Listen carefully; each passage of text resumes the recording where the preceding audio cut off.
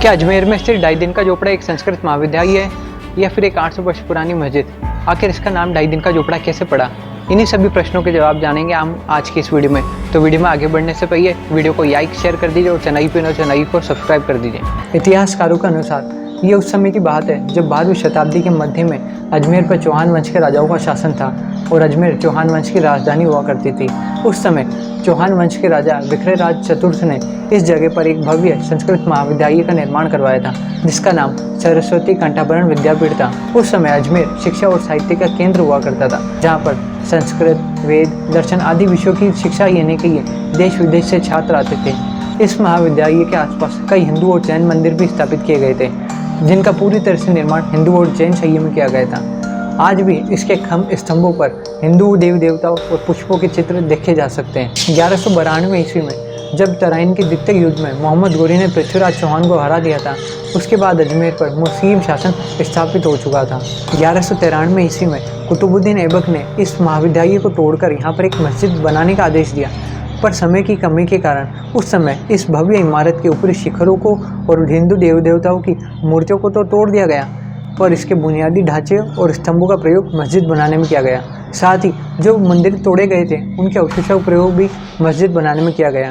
ASI की आधिकारिक website और ऐतिहासिक दस्तावेजों के आधार पर 1193 में ये मस्जिद बनकर पूरी तरीके से तैयार हो गई थी। बाद में इल्तुतमिश ने इस मस्जिद को और भव्य और सुंदर बनाने के लिए उसको के पाठ्यक्रमों के अनुसार 1213 ईस्वी में और ASI और कर्नाई अलेक्जेंडर कर्निगम जैसे पुरातत्वविदों की रिपोर्टों के अनुसार 1229 ईस्वी में इस मस्जिद के सामने एक 7 मेहराबों वाली भव्य दीवार का निर्माण कराया गया जिसकी इमारतों पर आज भी अरबी भाषा में कुरान की आयतें लिखी गई है। साथ ही इस दीवार के ऊपरी शिखर पर अरबी भाषा में इसकी खुदाई की तारीख भी लिखी गई है। इस पर जो है अरबी भाषा में सुंदर नक्काशी की गई है।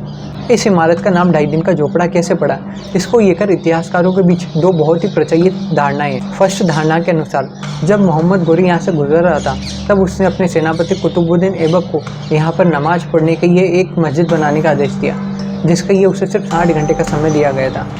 पर इतने कम समय में मस्जिद बनाना असंभव था। इतने कम समय में मस्जिद का निर्माण करने के लिए उसने इस समय यहाँ पर पहले से मौजूद भव्य इमारत की ऊपरी शिखरों को तोड़कर इसमें कुछ फेरबदल करके इसे एक मस्जिद का रूप दे दिया।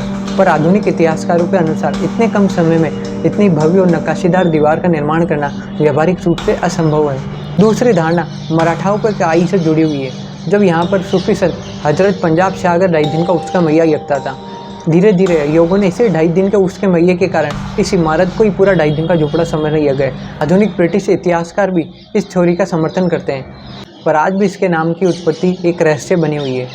आज ढाई दिन का झोपड़ा सिर्फ एक संस्कृत महाविद्यालय या फिर मस्जिद नहीं है, यह स्थापत्य कला का एक उत्कृष्ट उदाहरण है जहाँ पर हिंदू, जैन और मुस्लिम तीनों स्थापत्य कला का अद्भुत संगम देखने को मिलता है।